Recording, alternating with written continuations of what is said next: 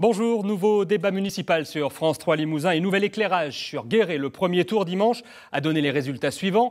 Michel Vernier pour le PS a obtenu 42,95%, 19,19% pour Jean-François Thomas d'Hiver Droite. Le Front de Gauche avec David Gipoulou a obtenu 15,28%. Martial Môme pour le Front National a rassemblé 12,91% des suffrages. Et Éric Daubechy, sans étiquette mais marqué Modem, a réalisé 9,67%. Autrement dit, on aurait pu se diriger vers une quadrangulaire étant entendu que M. Daubechy ne pouvait pas prétendre à se maintenir. Mais à gauche, des discussions, des tractations ont eu lieu et le Front de gauche de David Gipoulou a décidé de soutenir la liste PS pour faire barrage à la droite. Ils sont donc 3 autour de cette table. Bonjour messieurs, Michel Vernier. Bonjour. Jean-François Thomas. Bonjour. Et Martial Môme. Bonjour. Monsieur Vernier, vous aviez fait d'une réélection au premier tour votre objectif, c'est raté. Comment est-ce que vous analysez aujourd'hui ? J'ai remarqué aussi qu'effectivement 43, ça ne faisait pas 50. Non. Donc c'est une déception, parce que si on disait que j'étais tout à fait satisfait de ça, ça ne serait pas juste. Dans le même temps, l'ampleur du score, qui est celui qui est collectif, pas seulement lié au Parti socialiste, puisqu'il y avait une alliance dès ce premier tour avec Europe Écologie Les Verts et le Parti communiste, est quand même un très bon score au plan national, si j'en crois le nombre de messages d'encouragement que j'ai retenus, parce que le vent n'a pas été très bon. Et pour vous, messieurs, c'est une victoire d'être au deuxième tour, monsieur Thomas ? Oui, c'était le projet, hein, c'était le but. On arrive au deuxième tour. Monsieur Vernier n'avait jamais été élu au deuxième tour et, je l'espère, ne le sera pas. Nous allons tout faire pour le mettre au tapis. Monsieur Môme ? Bien sûr, j'ai atteint mon but. J'avais annoncé dès le départ que j'aurais un score à 2 chiffres. Ça a été le cas. Donc maintenant, il suffira d'amplifier ce score. Presque au-delà de ce que vous imaginiez, c'est Non, c'est à peu près ce que je pensais. Qu'est-ce qui n'a pas marché, Michel Vernier ? Est-ce que c'est l'usure du discours, le syndrome de la tour d'ivoire, peut-être le discours politique de François Hollande ? Non, moi la responsabilité, je la prends pour moi. Je ne veux pas mêler les autres à ça. Je veux juste dire que quand on évoque mes autres victoires au premier tour, il n'y avait que 2 listes. Donc quand il y a 2 listes, on est toujours élu au premier tour. Il y en a un qui fait plus de 50 et un qui fait moins. Sauf si l'abstention est trop importante, mais c'est oui, rare. sauf si l'abstention est trop importante. Donc dire qu'on peut comparer à d'autres élections, c'est pas comme ça qu'il faut faire. Mais selon vous, est-ce que le flou de votre discours sur le cumul des mandats, par exemple, votre opposition à la LGV, votre successeur désigné qu'on présentait, est-ce que ça n'a pas pu peser ? Je veux rétablir tout de suite ça. Sur le cumul des mandats, je redis que je suis favorable à ce qu'on puisse être député et maire. J'ai voté la loi parce que je ne voulais pas qu'on m'accuse de vouloir usurper pour moi, qui suis quand même pas au début de ma carrière et qui ne veut pas faire de ça mon objectif prioritaire. Je pense que c'est une erreur de fabriquer des députés hors sol à l'avenir. C'est une constante chez moi, je l'ai dit partout.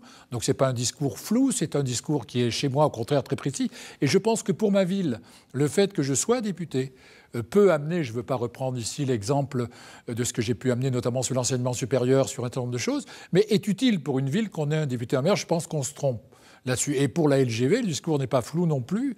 J'ai toujours dit que la ligne essentielle, d'ailleurs, c'est pas nouveau pour la Creuse, tous les élus de toute tendance politique ont le même discours, c'est le POLT, parce que nous n'irons pas prendre la LGV à Limoges pour passer par Poitiers pour remonter à Paris. Donc pas de flou du tout, la clarté absolue. Messieurs, vous avez fait du porte-à-porte. Monsieur Thomas, est-ce que vous avez ressenti cette lassitude des Guérétois vis-à-vis de leur maire ? Oui, elle est claire depuis déjà plusieurs années. Donc, on le sent bien, les commerçants, la population ne veut plus de cette municipalité qui a tout organisé autour d'elle depuis des années. Donc, c'est évident. Il faut vraiment un changement de municipalité à Guéret. Et quels sont les reproches que vous avez le plus entendus, monsieur Môme ? Le clientélisme, c'est-à-dire les amis de la municipalité ont des subventions, ont des postes. Quand on n'est pas bien avec le maire, on n'a pas de poste. C'est les gens qui me l'ont dit, hein, c'est pas moi qui l'invente. Vous savez bien que je ne vis pas à Guéret, n'est-ce pas ? Ah oui. Voilà. Donc c'est ce qui a le plus revenu. Et puis l'insécurité aussi galopante dans certains quartiers de Guéret. Pourtant, tout n'est pas mauvais dans le bilan du maire. Qu'est-ce que vous feriez de mieux, vous, si vous étiez aux affaires, monsieur Môme ? Je redynamiserais le commerce parce qu'il périclite à Guéret. Donc redynamiser le centre-ville, créer des emplois, faire installer des entreprises en baissant les charges qui pèsent sur les entreprises. C'est la seule condition. Et puis restaurer une vie plus tranquille dans certains quartiers de Guéret pour que les gens aient envie d'y rester.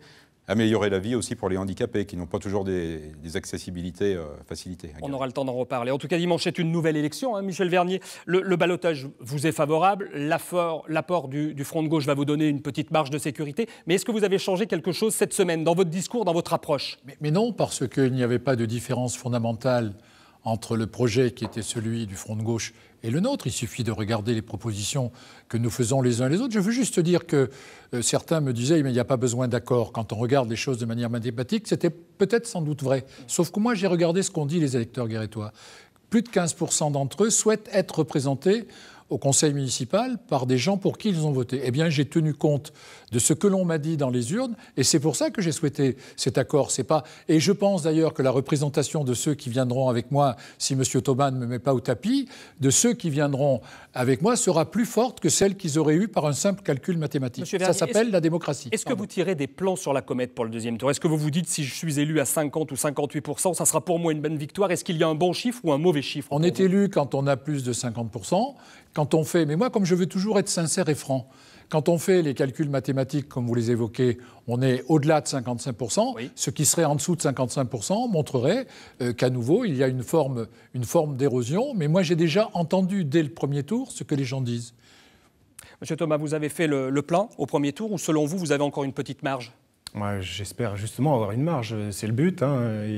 Donc j'espère aussi récupérer une bonne partie des voix de M. Dobschi. Et pourtant, il n'a pas appelé à voter pour vous. Oui, c'est un regret, ça. Oui, c'est un regret. C'est bien sûr la proposition que je lui avais faite du premier tour de s'unir, il l'a refusée. Donc bon. Et de plus, là, il me refuse de me donner ses voix. Mais bon, on ne possède jamais ses voix. Mais qu'est-ce que vous pouvez faire aujourd'hui pour dire aux électeurs du MoDem qui vous regardent, votez pour moi? Je pense que déjà dans le programme, on avait quand même beaucoup de points communs. Donc là, il est clair que son électorat peut me rejoindre et rejoindre mon programme. Alors ça peut vous donner du poids. Les abstentionnistes pourraient vous en donner. Parce que quand on regarde les chiffres bureau par bureau, globalement, vous avez quasiment fait le plein de ce qui pouvait vous rejoindre au premier tour. Oui, on sait bien toujours qu'il y a une variation entre les deux tours. Et moi, j'espère faire un bon score pour le deuxième tour. Monsieur Môme, pour vous, c'est seul contre tous, près de 13% au premier tour. Est-ce que vous pouvez l'améliorer, ce score? Oui, bien sûr, c'est le but. Alors, plusieurs choses. Les abstentionnistes, parce qu'il y a des gens qui sont complètement dégoûtés de la politique, donc au lieu de voter carrément pour moi au premier tour, se sont abstenus ou ont voté nul. Il y a eu des bulletins pour M. Vernier qui ont été barrés, par exemple, ou pour d'autres candidats. Bon, c'est des votes nuls. Alors, je dis à tous ces gens qui sont exaspérés par la politique, faites le choix de voter carrément cette fois Front National. C'est vos idées. Votez pour le Front National, vous aurez des élus.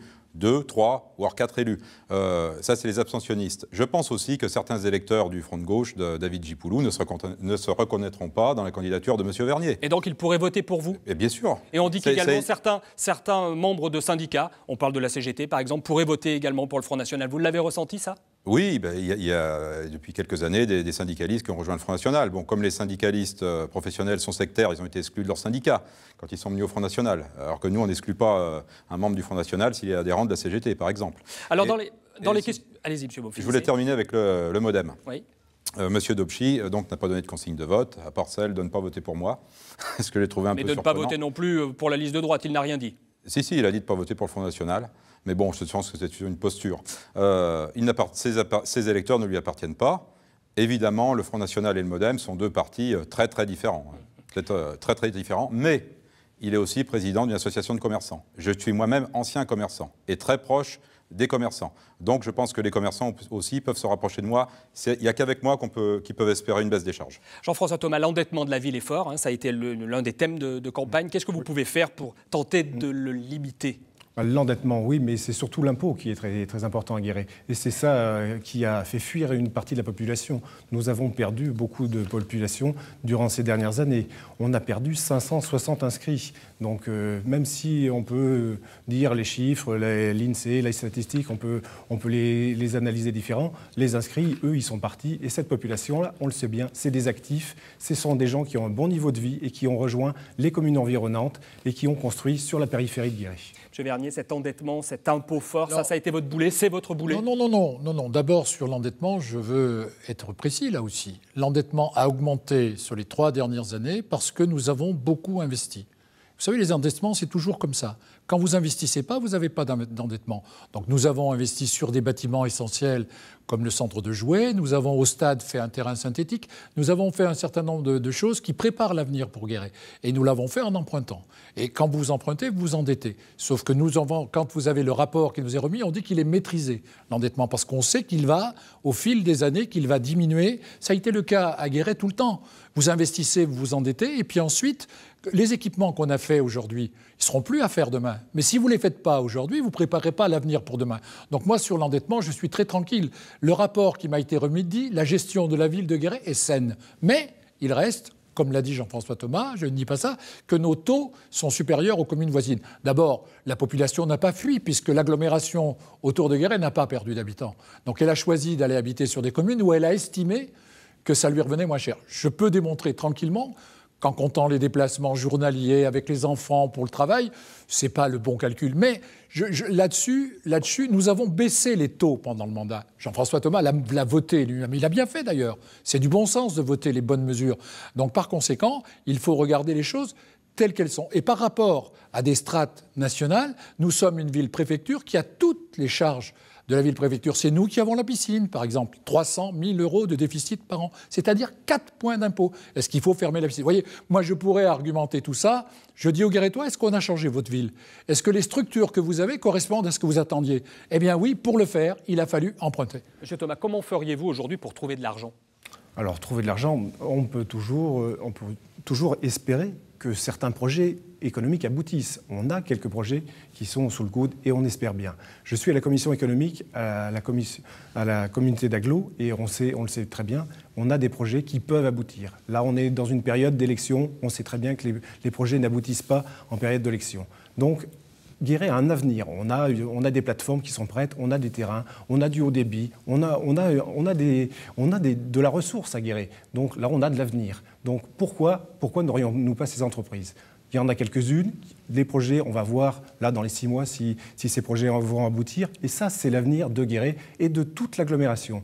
Donc là, on peut espérer. Et quel que soit le maire, ces projets, quand ils aboutiront, ils bénéficieront à tout le monde et à la population. Monsieur Môme, avec vous, est-ce que les impôts augmentent ou est-ce qu'ils restent ce qu'ils sont aujourd'hui ou est-ce qu'ils diminuent? Dans un premier temps, ils resteront ce qu'ils sont et ils baisseront au fur et à mesure des années, en fonction des possibilités. Évidemment, on ne peut pas baisser d'un seul coup, mais je l'ai répété à plusieurs reprises, notre cible, c'est de diminuer les impôts de façon à créer de l'emploi et de baisser aussi les subventions, même au niveau des charges sociales de la commune. Si les gens travaillent, ils ne seront plus demandeurs de prestations sociales, et donc il y aura moins de prestations sociales, il y aura plus de travail, et il y aura moins besoin d'impôts. C'est un cercle vertueux, au lieu actuellement c'est un cercle vicieux. L'un des thèmes prioritaires également des électeurs a été le commerce en centre-ville. On sait que c'est compliqué pour un certain nombre de communes du Limousin, on pense à Limoges, on peut penser également à Brive, ils sont tous en perte de vitesse. Qu'est-ce qu'il faut faire, Jean-François Thomas, pour relancer le commerce de centre-ville? Alors déjà, il y a un principe, c'est qu'aujourd'hui, c'est multiplié à Aix-sur-Guéret depuis plusieurs années des galeries marchandes. On a bien vu en périphérie plutôt. Plutôt en périphérie, oui.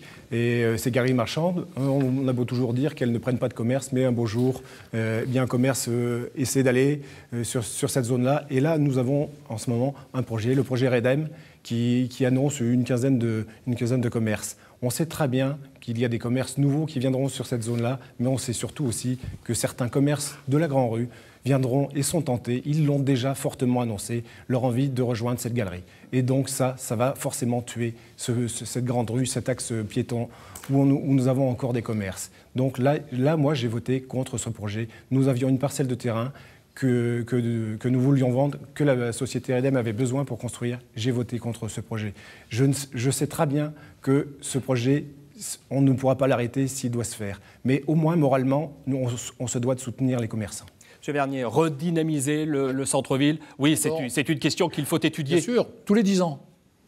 Nous avons eu tous les 10 ans des grands projets sur le centre-ville et chaque fois, les centres-villes jouent un peu le yo-yo, des commerces qui ouvrent, des commerces qui freinent. Je voudrais d'abord remercier Jean-François Thomas d'avoir dit que j'avais préparé l'avenir et que quel que soit le maire, l'avenir était prêt, les entreprises allaient venir parce que nous avions des zones, parce que nous avions cela.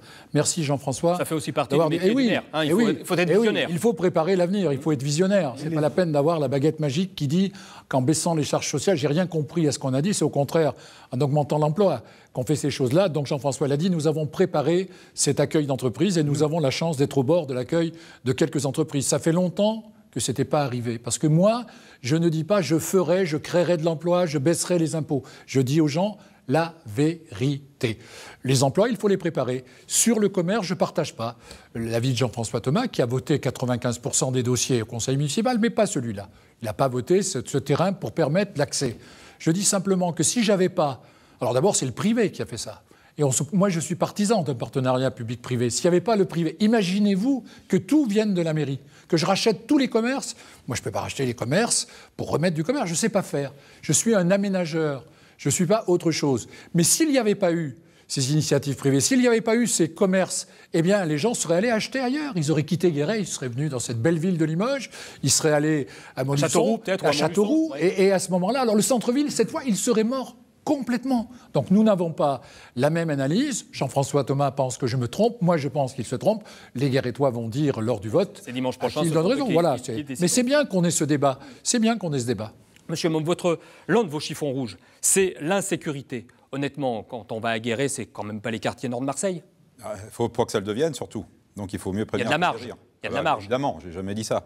Mais il vaut mieux prévenir que guérir. Ça commence dans un quartier, dans 2 quartiers, et puis ça s'étend. Et puis il y a des femmes seules qui ont peur. Et puis il y a des incivilités. Et puis il y a de la drogue. Et puis il y a toutes des voitures. Est-ce que là, vous n'essayez pas justement de de lancer la peur, de dire un petit peu la France a peur, Guéret a peur. Franchement, quand on y va, on voit pas ça. Et vous allez en plein jour Oui, rarement la nuit, c'est vrai. Oui, voilà. Mais en plein jour... Vous n'allez pas dans les quartiers. Les quartiers dont je vous parle ne sont pas des quartiers de commerce. Hein, donc je ne pense pas que vous ayez grand-chose à y faire. Et ce sont ceux-là qui ont voté le plus pour vous? Oui, bien sûr. Bien sûr. En agitant justement cette peur, peut-être? C'est pas en agitant la peur, c'est les gens que je suis allé voir qui m'ont expliqué ce qui se passait. Puisque j'avais quelques idées sur le sujet, mais je ne savais pas exactement ce qui se passait. Je me suis rendu sur place, je me suis rendu compte. Voilà, il faut de la répression quand il en faut. Monsieur Thomas, vous avez l'impression que Guéret, c'est le Bronx? Non, c'est pas le Bronx, mais l'insécurité, elle n'est pas dans les quartiers. Enfin, il y a des incivilités dans les quartiers. L'insécurité, elle est aussi due à ces vols qui se sont propagés ces dernières années par des populations qui migrent très vite et qui sont souvent pas issues du département, du secteur. C'est des gens qui viennent en voiture en pleine journée et qui fracturent les maisons des personnes, souvent des personnes seules, faibles et qui ne peuvent pas se déplacer, qui volent, qui font les tiroirs, qui dévastent tout. Et ça, c'est un nouveau mode de vol, c'est un nouveau mode d'incivilité et celui-là fait partie aussi de l'insécurité des Guérétois. Et les politiques de droite peuvent être répressives. Vous augmenteriez, vous, si vous étiez aux affaires, les patrouilles peut-être ou la vidéosurveillance? La vidéosurveillance, non, mais c'est évident qu'il faut travailler en collaboration avec les quartiers, avec la police, avec la gendarmerie. Nous avons des services importants, des services publics importants de sécurité en Creuse. Et moi, je dis que c'est avec ces services qu'il faut collaborer le plus possible pour vaincre cette insécurité. Monsieur Vernier, il faut bien entendu prendre en considération toutes les attentes et celles des électeurs du FN comme les autres. Est-ce que vous la comprenez, vous, cette insécurité, cette incivilité? Je vais redire ce que j'ai dit d'une manière très simple. D'abord, je respecte les individus. Martial Môme comme tous les autres. Ce que je combats, c'est les idées du FN. C'est pas l'individu, c'est pas Monsieur Môme en tant que tel. Môme en tant que tel, ni les électeurs qui ont voté pour le Front National. C'est ces idées qui sont véhiculées pour la préférence nationale, pour un certain nombre de choses. Il ne faut pas qu'on puisse compter sur moi pour avoir ces faiblesses-là. Je veux revenir sur le problème de l'insécurité à Guéret. On connaît dans certains quartiers, il y a une quinzaine de personnes qui sèment le désordre et d'une manière quelquefois assez remarquable. Ils sont identifiés, on les connaît, on sait qui c'est. Les services de police font le nécessaire, j'imagine. Et puis nous avons en place un conseil communal de prévention de la délinquance. Nous avons même, je vais vous dire, une cellule de veille.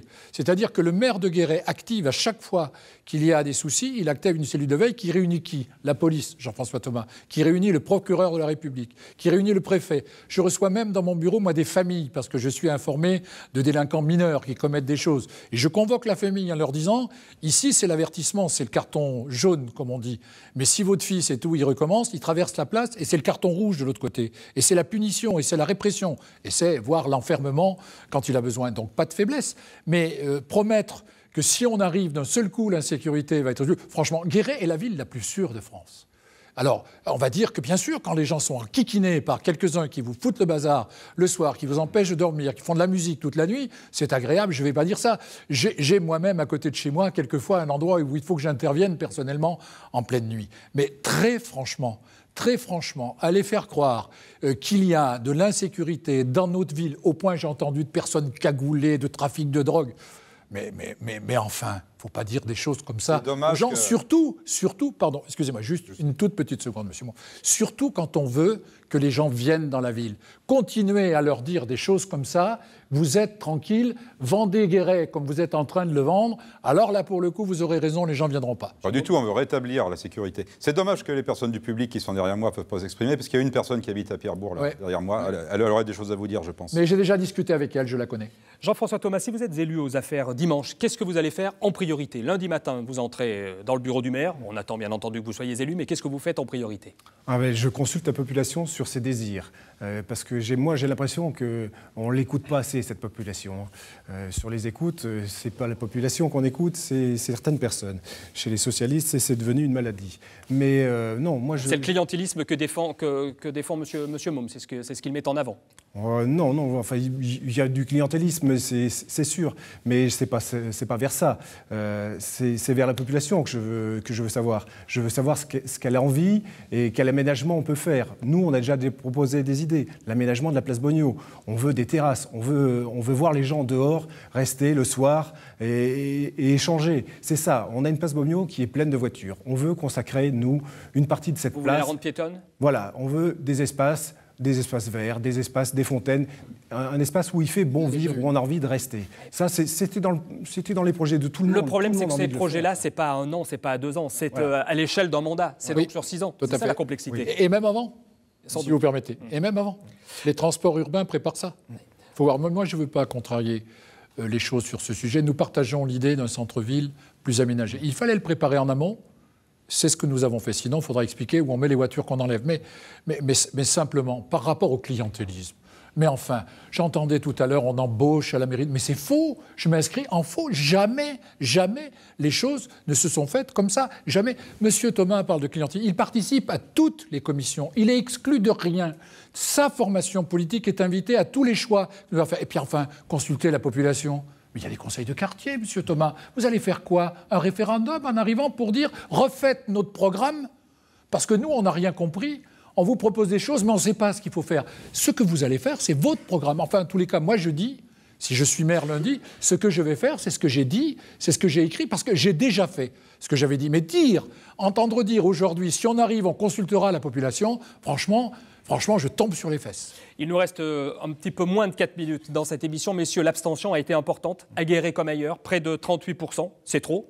Qu'est-ce que vous pouvez dire à ceux qui ne sont pas allés voter pour les inciter à aller mettre un bulletin dans l'urne dimanche? Monsieur Thomas.